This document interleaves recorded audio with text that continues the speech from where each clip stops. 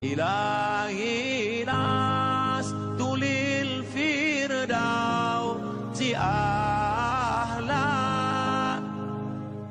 Berapa banyak orang yang ingin hidup pada hari ini, tapi kemarin sore malaikat maut sudah mencabut nyawanya. Hari ini dia tidak lagi bisa hadir sholat Jumat. Dan andailah umur bisa ditambah, mereka amat sangat ingin ada bersama kita hari ini. Berapa banyak pula orang yang hari ini, jam ini sehat walafiat, tapi ada yang dicabut Allah dari dalam badannya. Ruhnya masih bersemayam dalam jasad, tapi yang dicabut adalah nikmat iman dan Islam.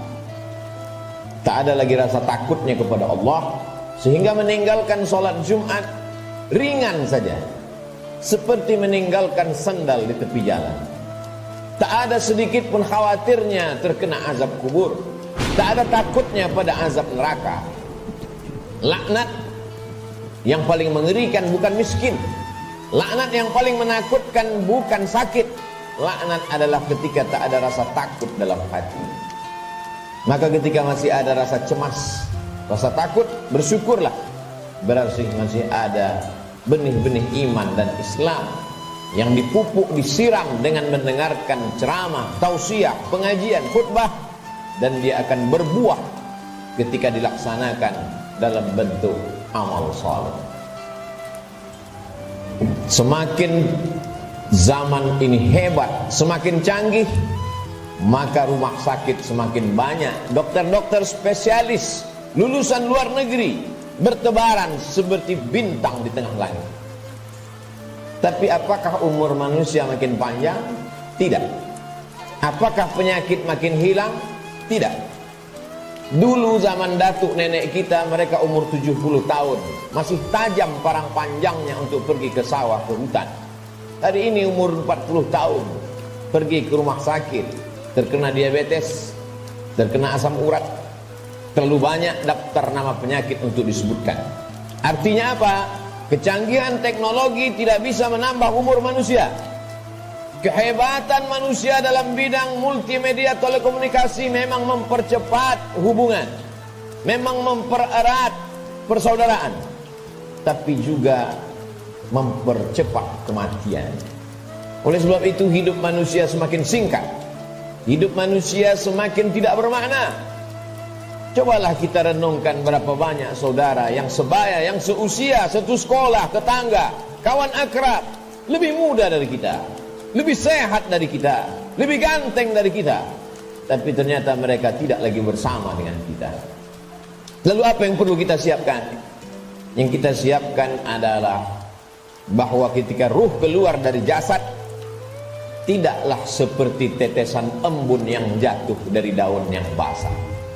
Ketika ruh keluar dari jasad, tidaklah seperti air liur yang keluar dari mulut tak terasa. Ketika ruh keluar dari jasad, Nabi SAW bertanya kepada orang-orang yang ruhnya sudah keluar dari jasad, ketika beliau Isra dan Mi'raj, bagaimana yang kalian rasakan wahai mayat, wahai ruh yang pernah bersemayam dalam jasad lalu kemudian keluar dari jasad? Mereka menjawab, seperti kambing yang dikuliti hidup-hidup. Mereka menjawab, seperti tebasan pedang di tempat yang sama diulang beratus kali.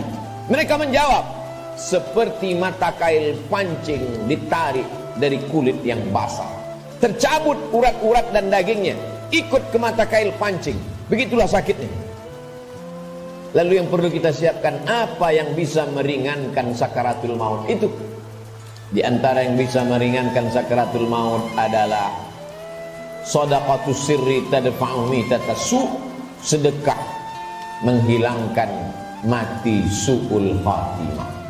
Selama ini kita diajarkan berdoa, Allahumma hawwin alaina fi sakaratil maut, ringankan kami waktu sakaratul maut ya Allah. Baik, doa bagus. Habis selesai salat meminta kepada Allah, Allahumma hawwin alaina fi sakaratil maut. Indah, cantik. Tapi ada yang lebih bagus lagi untuk supaya kita ringan waktu sakaratul maut, yaitu dengan cara bersedekah. Yang mewakafkan tanah masjid ini, yang mewakafkan semen, yang mewakafkan batu, kosen, jendela. Tak tahu kita siapa namanya, tapi dengan sedekahnya itu dia sudah memperingan sakratul maut. Sampai hari ini orang yang mati itu tidak pernah hidup lagi untuk bercerita kepada kita.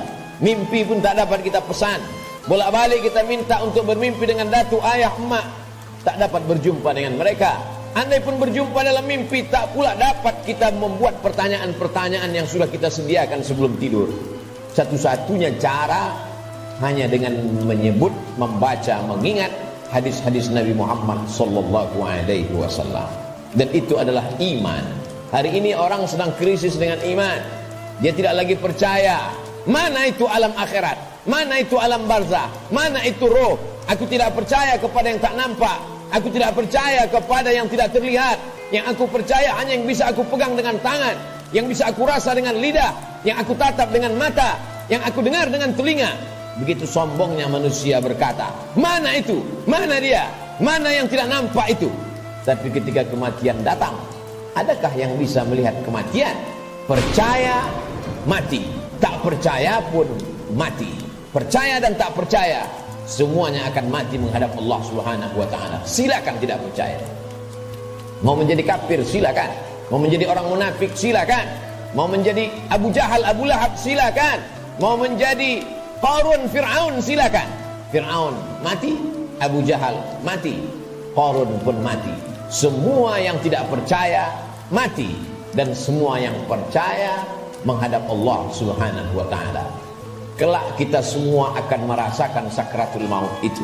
Bila ada orang yang sudah meninggal dunia, jangan terlalu habis air mata diteteskan untuk mereka. Mengapa demikian? Karena mereka yang sudah mati itu merasakan tiga.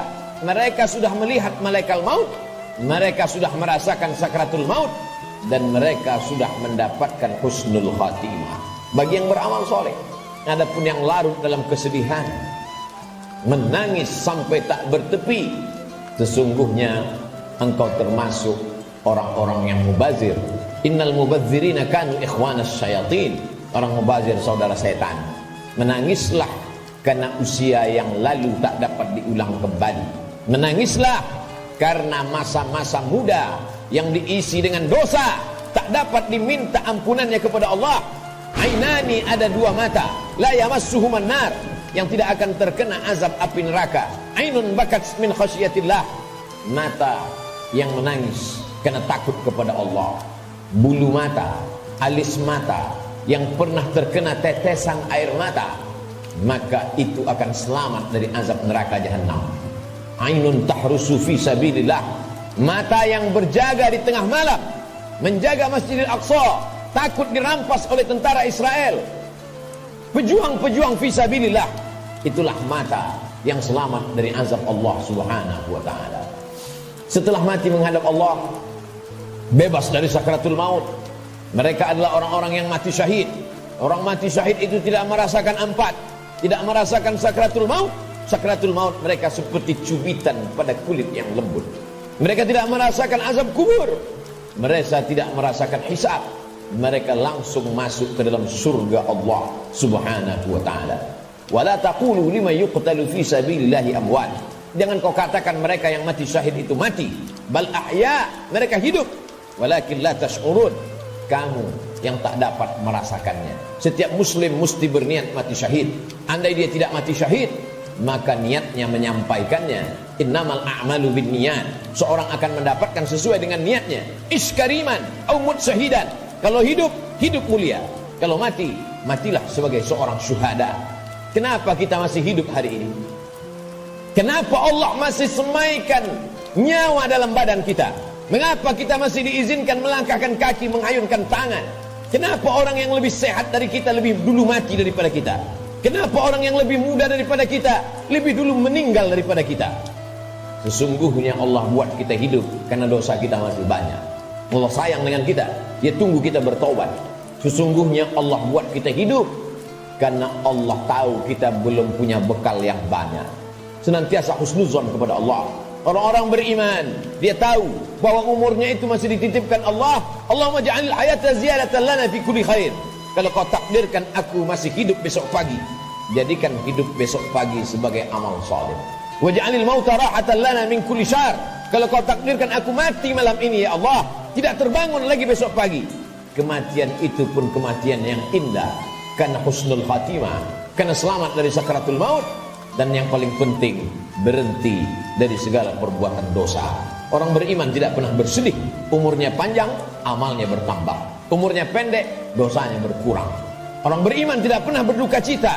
Kenapa? Karena dia ridha menerima ketetapan Allah subhanahu wa ta'ala. Lewat dari sakaratul maut, selesaikah kehidupan? Belum. Keliru orang yang berkata, mari kita hantar jenazah ini ke tempat peristirahatan yang terakhir. Istirahat kata siapa? Liang kubur sudah siap menjepit bagi mereka yang curang. Curang timbangan, curang sempadan tanah, curang sempadan batas kebun. Mereka akan dihimpit 7 lapis tanah. Berapa banyak tukang gali kubur yang sudah mengukur panjang kubur 170 cm, tapi begitu diukur dengan galah, dengan buluh, dengan bambu, jenazah dimasukkan ke dalam. Kenapa berkurang? Kalaulah dikatakan tukang penggali kubur salah ukur, tidak mungkin, karena dia mengukur dengan bambu, dengan buluh. Tidak mungkin dia salah ukur. Jadi apa sebenarnya yang terjadi? Maka liang lahat sudah siap-siap menjepit, meremukkan tulang belulang, meluluhlantakkan jenazah yang mati menghadap Allah subhanahu wa ta'ala. Ujian kedua yang akan dihadapi adalah azab kubur. Maka setelah fil alamina innaka hamidum majid, orang solat beriman, muslim yang takut pada Allah, menambahkan doanya, Allahumma fir lima qaddamtu wa ma akhartu wa ma asrartu wa ma a'lantu wa ma asraftu wa ma anta a'lamu bihi minni antal muqaddimu wa antal muakhiru la ilaha illa anta subhanaka inni kuntu minadh dhalimin. Sebelum salam dia tambahkan 4, Allahumma inni a'udzubika min azabi jahannam wa min azabil qabri wa min fitnatil mahya wal mamat wa min syarri fitnatil masihid dajjal. Dia minta selamat dari azab kubur. Setiap kita yang melewati kubur dalam perjalanan panjang kami dari Pekanbaru ke pedalaman suku Talang Mama, lalu kemudian singgah sebentar di masjid rumah Allah pada hari Sayyidul Ayyam, akan kembali lagi melewati kubur. Apa yang kami katakan? Assalamualaikum ya ahlad diyar minal mu'minin wa inna insyaallah bikum lahiqun yarhamullahul mustaqdimin wal mustakhirin nas'alullah lana wa lakumul afiyah. Apa yang kita mintakan orang yang dikubur itu? Bukankah mereka sudah mati? Orang yang hidup kita ucapkan Assalamualaikum, selamat anakmu, selamat keluargamu, selamat rumahmu, selamat hartamu, selamat sawitmu, selamat karetmu, selamat kebunmu, selamat dagangmu, selamat rukomu, selamat rumah makanmu. Tapi untuk orang yang sudah mati, apa yang kita ucapkan? Kenapa ada selamat untuk orang mati? Maka sesungguhnya salam pada orang mati di liang kubur adalah Assalamualaikum ya ahlal kubur, selamat kalian dari azab kubur. Hadisnya sahih, diriwayatkan oleh Sayyidatuna Aisyah Ummul Mukminin. Wahai Aisyah, kata Nabi sallallahu alaihi wasallam, kalau engkau lewat di kubur, mulutmu jangan diam saja, ucapkan salam. Assalamualaikum ya ahlad diyar, selamat bagi kalian. Selamat apa? Selamat dari azab kubur. Jangan pernah mulut ini berhenti meminta selamat dari azab kubur. Orang-orang yang dikubur itu kalau dia dihidupkan Allah Ta'ala kembali, apakah mereka mengatakan cukuplah mati ini, kami sudah capek hidup, kami sudah lelah dengan ujian hidup, menghadapi anak pecandu narkoba, menghadapi istri yang berselingkuh, menghadapi orang yang berbuat dosa? Apakah orang yang mati itu lalu kemudian mereka tidak ingin hidup lagi? Orang mati itu ketika ditanya, hai orang mati, maukah kalian hidup lagi? Mereka akan menjawab, laula akhartani ila ajalin qarib, seandainya kau tambah umur kami ya Allah, kami ingin hidup fa'as-saddaqa. Kalau kau tambah umur kami ingin hidup walaupun sekejap sejenak saja. Fa'as-saddaqa, kami ingin bersedekah. Wa akum minas salihin, dan kami ingin menjadi orang-orang yang soleh. Di antara yang menyelamatkan kita dari azab kubur adalah sedekah. Mengapa orang yang dikubur itu tidak minta haji mabrur? Karena pahala haji mabrur dia lihat nanti di surga. Wal hajjul mabrur laisa lahu jazaa illal jannah. Haji mabrur balasannya surga. Kenapa orang yang dikubur itu tidak minta jihad fisabilillah? Karena memang tak semua orang punya kesempatan, tapi ada orang-orang yang bersedekah, orang-orang yang mampu mewakafkan tanahnya, berikan tanah. Masjid sudah berdiri, buatkan kelas untuk sekolah tahfiz Quran. Bagi yang tidak sanggup berwakaf tanah, berikan sedekah. 2-3 sak semen, batu kerikil, pasir, batu bata, besi, itu semua akan menolong sampai hari kiamat. Selama masjid ini masih ada orang sholat berjamaah, masih ada orang lagi membaca zikir, tasbih, tahmid, takbir, tahlil, mengalir lapang alam kubur, terang benderang alam barzah. Orang yang meninggal itu hidungnya ditempelkan ke dinding liang lahat. Bagi orang yang meninggal dunia tidak dimasukkan ke dalam keranda, maka jenazahnya ditempelkan, hidungnya menempel ke liang lahat. Cobalah kita berbaring, tempelkan hidung ke dinding. Berapakah jarak antara mata kita ke dinding? Begitulah jarak kita dekatnya dengan dinding. Pandang ke depan, pandang ke belakang, pandang ke atas, pandang ke bawah, tak ada yang bisa dipandang. Gelap gulita, tempat yang paling gelap, tempat yang paling sepi, tempat yang paling sunyi. Apa yang sudah kita persiapkan? Berapa banyak orang mempersiapkan hidup untuk kehidupan setelah pensiun? Berapa banyak orang mempersiapkan hidup setelah hidupnya tenang, dia akan siapkan untuk anaknya. Setelah anaknya tenang, dia siapkan untuk cucunya. Setelah cucunya tenang, dia siapkan lagi untuk generasi sampai hari kiamat. Tapi dia tak pernah berpikir berapa lama dia akan berada di alam barzah, berapa lama dia akan berada di alam kubur. Orang yang meninggal tahun 1000, hari ini sudah 2021, berarti 1021 tahun dia sudah berada di alam kubur. Orang pensiun umur 58, 56, maka dia hanya mempersiapkan 63 tahun, 5 tahun, 4 tahun, 7 tahun. Kalaupun berlebih 10 tahun, apa yang sudah dia persiapkan untuk berada di alam kubur? Rumah yang besar akan tinggal, kebun yang luas akan tinggal, kendaraan yang mahal akan tinggal, diambil oleh ahli waris, mereka bagi-bagikan. Kalau mereka soleh, mereka akan mengundang anak yatim, fakir miskin bersedekah. Mereka bayarkan sekolah anak yatim, anak duafa tidak mampu.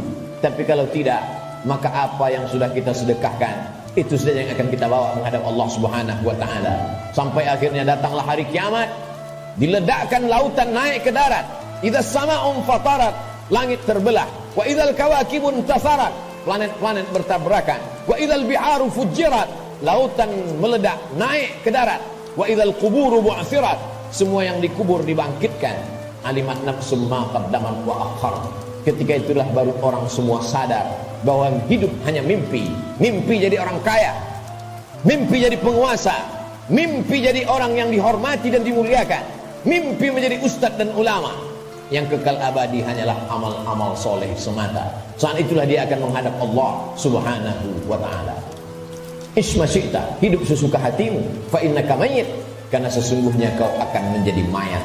Sampai masanya ditiupkan sangkakala, manusia berada di alam barzah. Setelah itu dia berdiri di padang mahsyar. Saat itu tidak ada siapapun yang bisa menolong. Yauma yafirrul mar'u min akhihi, saudara kandung pun akan lari dari saudaranya. Wa ummihi wa abihi, ibu akan lari dari anaknya, anak lari dari ibu kandungnya. Wa sahibatihi wa bani, suami akan lari dari istri, istri melarikan diri dari suami. Anak-anak tak bisa menolong ayah, ibu tak bisa menolong anak. Likulli imri'in minhum yawma idzin sya'nun yughni, setiap orang hanya akan mementingkan dirinya sendiri. Apa yang kita tanam hari ini, itulah yang akan kita tuai. Tangan mencincang, bahu memikul. Sedangkan padi yang kita tanam belum tentu akan kita panen padi. Tumbuh juga rumput-rumput liar. Konon lagilah rumput itu betul yang kita tanam. Jangan pernah bermimpi akan menuai padi. Inna awwala ma yuhasabu bihil abdu yaumal qiyamati as-shalah. Yang pertama kali dihitung, dihisab dari amal adalah salat. Sebanyak apapun zikir kita, sebanyak apapun sedekah kita, kalau tidak ada tempat bergantungnya salat, maka tidak bernilai di hadapan Allah. Idza salahat salahal amalu kulluh, kalau salatmu baik, maka baiklah amalmu. Wa idza fasadat fasadal amalu kulluh, kalau salatmu rusak, maka rusaklah seluruh amalmu. As-salatu imaduddin, salat adalah tiang agama. Hari ini masih ada anak-anak muda yang sholat ke masjid, nikmat besar bagi orang tuanya. Tapi ada orang tua yang tak sholat, musibah besar bagi umat. Sholat menjadi salah satu pesan Nabi sebelum dia meninggal. As-salah, as-salah. Sholat, pesan Abu Bakar ketika pertama kali menjadi khalifah. Qumu ila salatikum yarhamkumullah. Yang sholat mati, yang tak sholat pun mati. Orang Islam tetap ada fardu kifayah untuk melaksanakan sholat jenazah. Isma syi'ta, hidup sesuka hatimu, fa innaka mayyit, karena sesungguhnya kau akan menjadi mayat.